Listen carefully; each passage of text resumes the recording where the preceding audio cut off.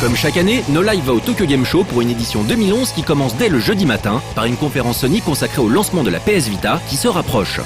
La prochaine console portable de Sony a en effet été annoncée pour le 17 décembre au Japon avec pas moins de 26 jeux accessibles dont un certain Katamari Damacy.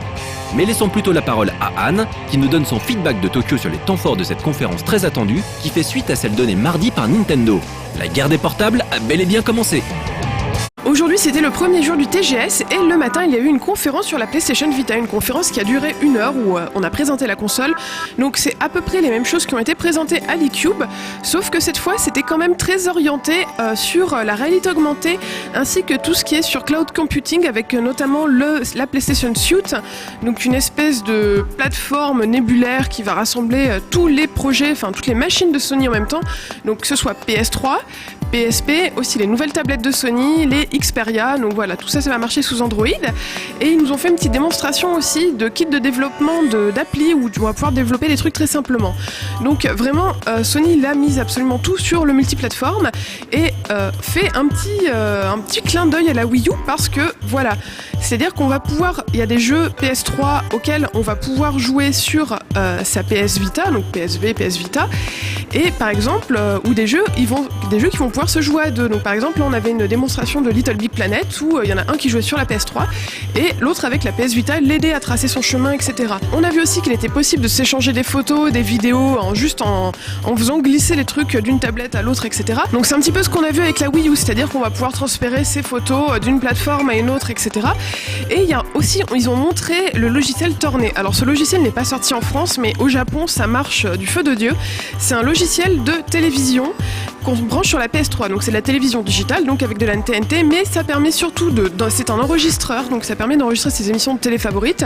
Ça permet aussi, on affiche le programme télé à l'écran, pouf, on touche, clac, l'émission commence, donc pour voir ses émissions quand on veut. Et là, le truc qui va être lancé, c'est une nouvelle version de Tornay, qui est donc sur PS3, et là, la version de Tornay va comprendre la PS Vita. Donc mettons, vous êtes dans votre salon, vous regardez un film, etc. Et votre petit frère vous saoule parce qu'il veut regarder un dessin animé.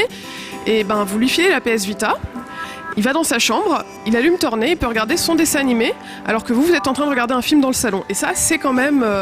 je trouve, moi ça m'a quand même assez bluffé, c'est ce que permet de faire certaines box, mais voilà, là on a sa PS Vita dans la main et comme tout ça marche avec du Wi-Fi, les gens vont pouvoir regarder la télé aux toilettes par exemple. Pour finir, on revient sur la réalité augmentée. Moi j'étais assez impressionnée par les images qu'ils ont montrées. Donc ça marche non seulement avec une carte où on vise avec l'appareil photo de sa PSP, ça marche aussi avec plein de cartes, donc on va pouvoir afficher beaucoup de choses à l'écran. Ça n'avait pas l'air de ramer pour l'instant. Et aussi, ils ont un nouveau système de réalité augmentée qui marche sans carte. C'est-à-dire que par exemple, là ils ont fait une démo, ils filmaient la moquette et ils touchaient l'écran et pouf, il y avait un trou qui apparaissait ou un personnage, etc. Et donc ils nous promettent par exemple, il y avait une vidéo où vous jouez à un jeu de baston et si vous avez envie de filmer devant chez vous et que les personnages se battent devant chez vous, visiblement ça serait possible. Le jeu en question n'est autre que Reality Fighters que nous avions découvert à l'E3 2011. Développé par le studio espagnol Novarama, ce jeu de baston 3D permet en effet d'incruster ses personnages dans n'importe quel décor sans qu'il soit nécessaire d'utiliser la moindre carte.